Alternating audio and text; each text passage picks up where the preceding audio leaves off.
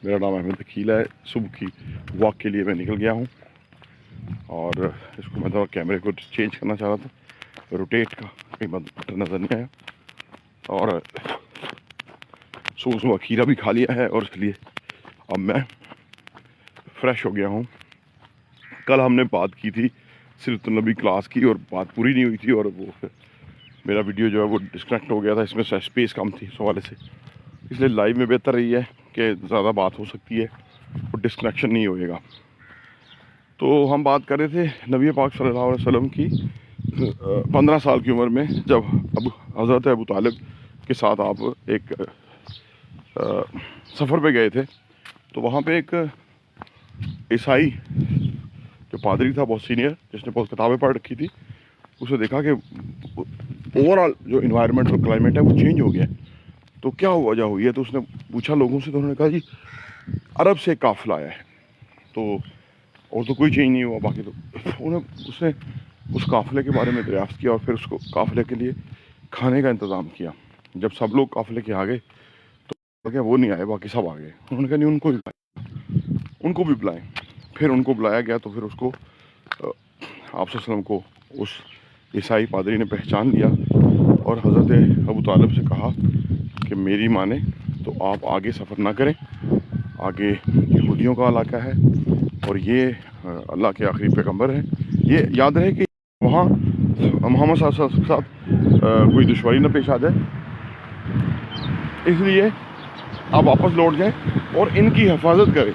ये अल्लाह के ख़ास नबी हैं और इसलिए फिर अभी हज़रत अबू तालिब वहाँ से वापस आ गए और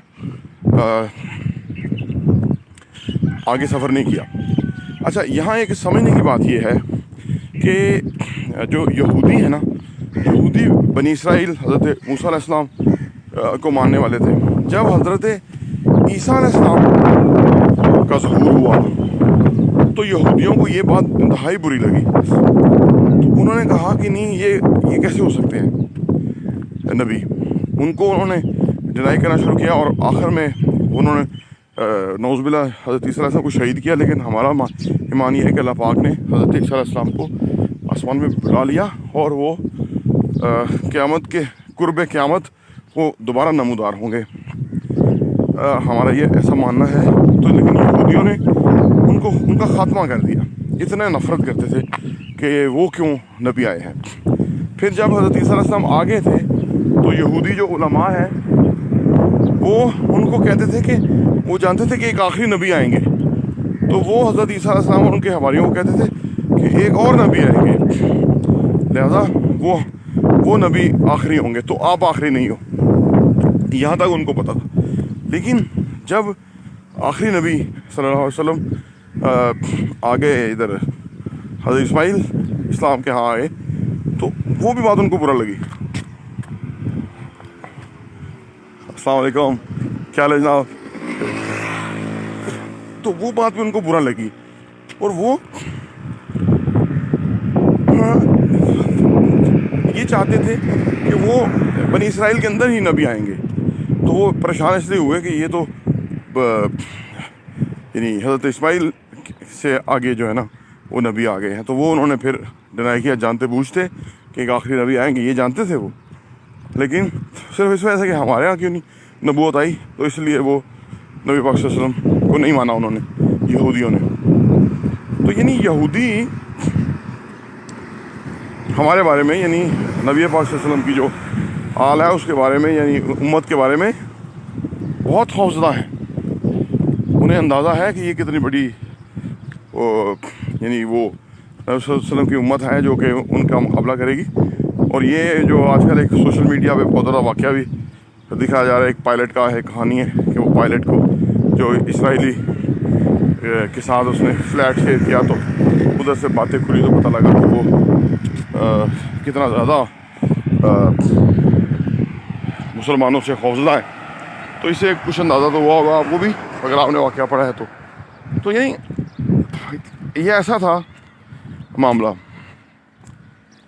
तो ये चीज़ें हम अभी जो इस्लाम का बैकग्राउंड है, नबी पाक सल्लल्लाहु अलैहि वसल्लम का जो पहले का है, फिर हमने जोग्राफिया पढ़ा है, यानी वहाँ पे जो بحر عرب کس طرف ہے، عربین سی، یہ جو دوسرا 3 طرف سمندر ہے اس خطے کے.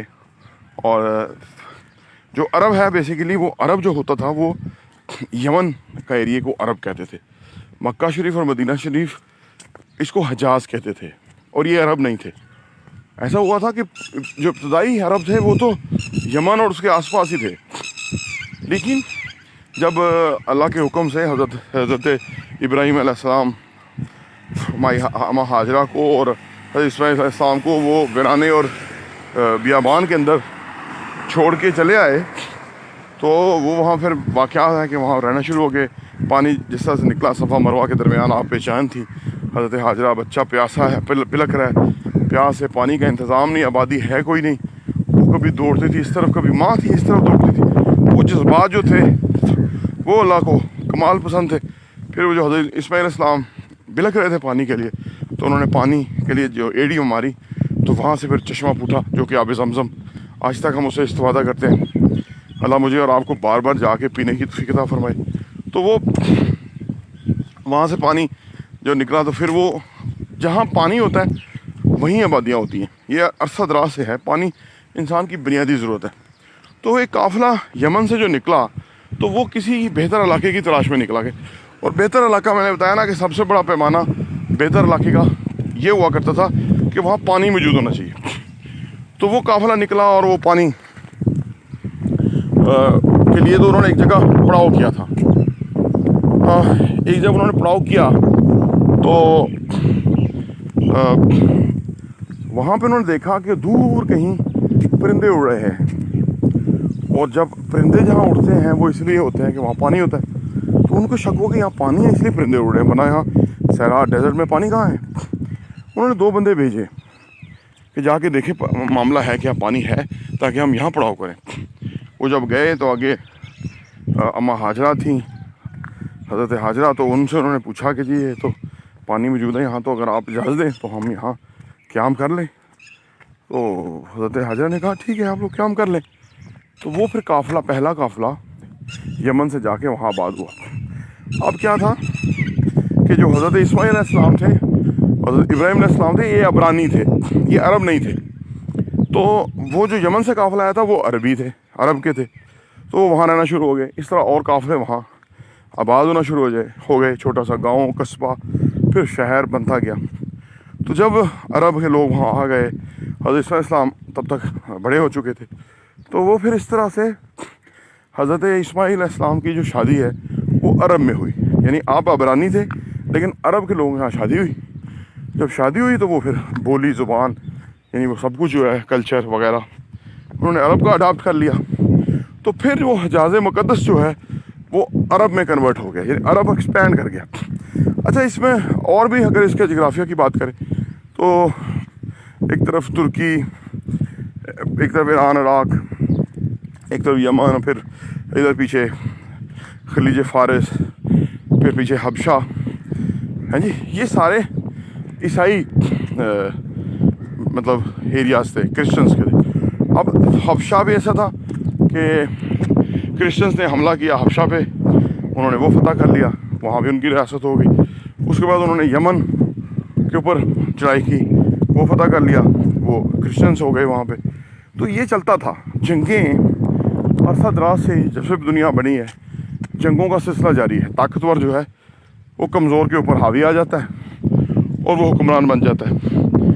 تو اس طرح سلسلہ چلتا ہی رہتا تھا جنگوں کا. اور کبھی کوئی رولر آ گیا اپنے طاقت و زور کے بازو پہ، کبھی کوئی آ گیا، تو یہ چلتا تھا. پھر قبائل جو ہیں، قبائل بھی اپنا انتظام رکھتے تھے، یعنی وہ لڑائی کے لیے اپنا انتظام رکھتے تھے، کیونکہ جو آتے تھے قبضہ کرنے کے لیے تو وہ پھر جو مال ان کا مویشی ہے وہ بھی لے لیتے تھے.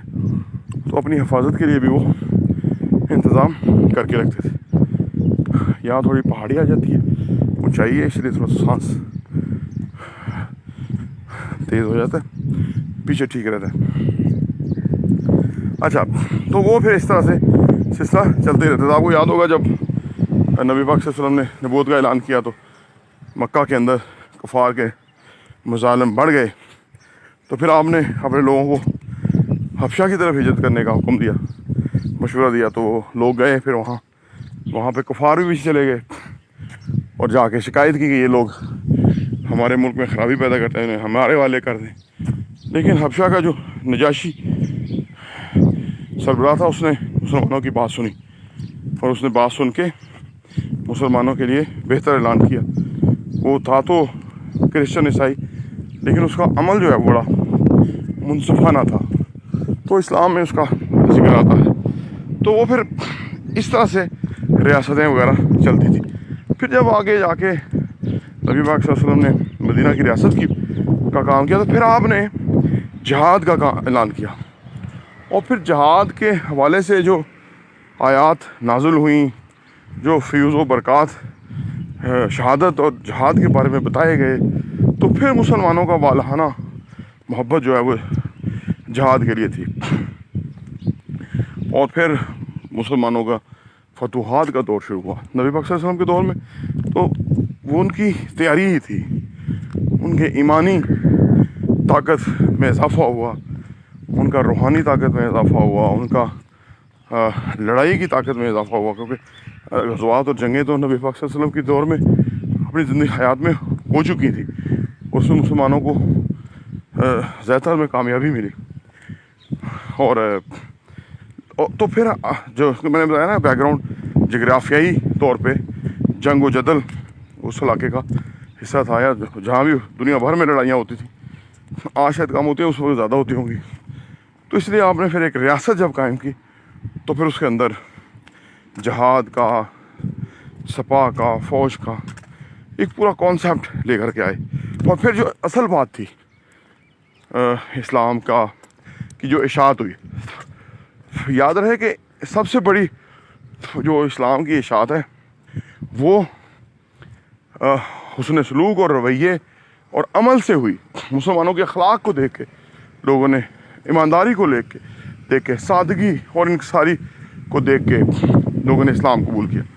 تو یہ تو سب سے بڑی تھی۔ دوسری جو اہم وجہ بنی وہ فتوحات تھیں، جو مسلمانوں نے بھرپور جنگیں کی، بھرپور کارہائے نمایاں سر انجام دیے، اسلام کے جھنڈے کو لے کر کے نکلے، اور وہ کمال کرتے گئے اور دنیا کو حیران کر دیا۔ دنیا کی بڑی بڑی جو ریاستیں تھیں وہ سرنگوں ہوئیں اسلام کے آگے، کیونکہ وہ ایمانی جذبہ تھا، وہ روحانی طاقت تھی، وہ نبی پاک صلی اللہ علیہ وسلم کی تیار کردہ وہ ٹیم تھی کہ جو سیلف لیس تھے، جو انتہائی سادگی کے عالم میں صرف آخرت کے لیے کام کر رہے تھے۔ ان کی تمام زندگیاں آخرت کے لیے تھی، ان کا مال، گھر بار سب آخرت کے لیے۔ تو وہ کمال ہی ان کا ایک جذبہ و جنون تھا، جس کے تحت مسلمان جو ہے وہ پھر آگے سے آگے بڑھتے گئے، اور پھر دنیا نے دیکھا کہ جو اسلام کا غلبہ ہوا، اور پھر جو اسلام کی ریاست قائم ہوئی۔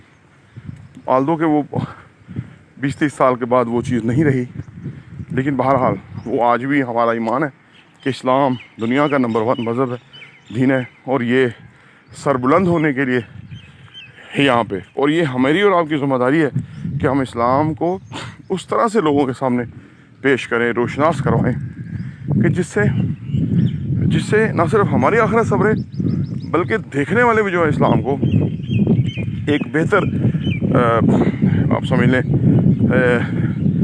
ایک بہتر طرز زندگی کے ساتھ اس کو ایکسیپٹ کریں۔ کیونکہ کوئی بھی عمل کوئی بھی چیز جو ہے نا، جب عمل میں آتی ہے نا، تو اس کی خوبصورتی اور بیوٹی بنتی ہے۔ تو جب اسلام ہم اپنے اوپر نافذ کریں گے، اپنا عمل کے اوپر نافذ کریں گے، اسلام جو ہم نے نافذ کیا وہ اور اس ریاست میں بھی جو یہ اسلامی جمہوریہ پاکستان ہے، اس میں بھی اسلام صرف نماز، داڑھی، میجر عمل یا باقی قربانی، عیدیں وغیرہ جو تہوار وغیرہ ہیں اس حوالے تک ہی ہے اسلام۔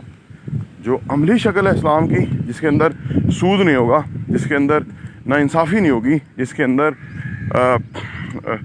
لوگوں کا احساس ہوگا، جس کے اندر زکوٰۃ کا ایک مضبوط سسٹم رائج ہوگا، جس کے اندر کاروبار کرنے کی آزادی ہوگی، کام کرنے کے لیے سہولت ہوگی، یعنی ایک صحیح معنوں کا جو ماڈل ہے نا اسلام کا، وہ یہاں نہیں ہے، وہ نہ یہاں کوئی نافذ کرنے دے گا۔ क्योंकि ये जो हुक्मरान आते हैं ये माल पानी बनाने के लिए और अयाशी करने के लिए आते हैं। ये वो हुक्मरान तो नहीं है जो इस्लाम के दौर के हुक्मरान थे, जो कि सेल्फलेस थे। हज़रत अबू बकर सिद्दीक़ कपड़े की दुकान करते थे। जब आप खलीफा मुकर्रर हुए तो एक सुबह वो जा रहे थे अपनी दुकान पे, तो जो हज़रत उमर थे और बाकी जो ये सहाबा थे उन्होंने रोका। उन्होंने कहा कहाँ जा रहे हैं? उन्होंने कहा अपनी दुकान पे जा रहा हूँ काम करने के लिए। उन्होंने कहा नहीं, अब आप खलीफा हैं और अब आप सिर्फ यही फुल टाइम काम करेंगे, ये बहुत बड़ी ज़िम्मेदारी है जो आपके ऊपर है। तो उन्होंने कहा कि इतनी बड़ी ज़िम्मेदारी, मुझे अपना घर भी तो चलाना होगा। तो उन्होंने कहा आपकी तनख्वाह होगी। तो वो तनख्वाह जो मुकर्रर होनी थी वो क्या हुई? जो एक मज़दूर की तनख्वाह है वो आपकी तनख्वाह है। अब वो तनख्वाह सोचिए, आज के मज़दूर की जो तनख्वाह है वो अगर फील्ड मार्शल की तनख्वाह हो, शहबाज शरीफ की तनख्वाह हो या वज़ीरों शमशीरों की तनख्वाह हो, तो सोचो ये तो कल छोड़ के भाग जाएं। याशी ना हो, सादगी हो, दरख्तों के नीचे बैठ के ये बात मामलात करें, टेंट के नीचे इनकी सल्तनत खड़ी हुई हो, तो फिर तो ये भाग जाएं। तो इस्लाम है हमें बताता है। चले मैं पहुँच गया हूँ, आज के लिए इतना ही। कल इंशाअल्लाह दोबारा बात होगी। अस्सलाम वालेकुम।